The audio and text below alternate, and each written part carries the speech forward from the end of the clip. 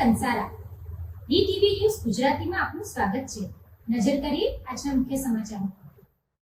નાનાપોઢા તાલુકા પંચાયતની પ્રથમ સામાન્ય સભા પ્રમુખ મનીષાબેન પટેલ તથા તાલુકા વિકાસ અધિકારી પ્રિતેશભાઈ બારિયાની ઉપસ્થિતિમાં મહિલા સંચાલિત દૂધ ડેરીના એસી હોલ ખાતે યોજાઈ હતી।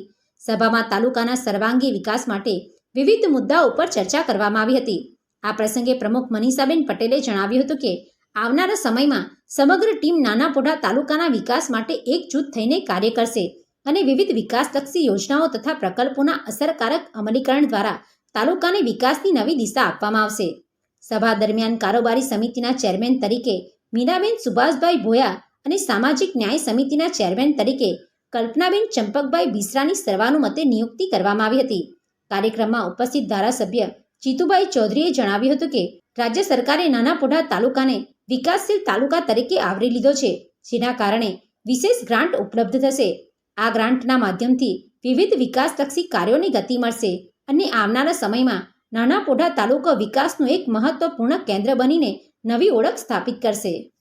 મનીષા પટેલ નાનાપોઢા નવરચિત તાલુકા પંચાયતના પ્રમુખ આજની સભામાં માનનીય ધારાસભ્ય શ્રી જીતુભાઈ ઉપસ્થિત રહ્યા અને તમામ સભ્યશ્રીઓ સાથે વાતચીત થઈ છે અને હું બધા સાથે મળીને આગળની કાર્યવાહી કરીશું।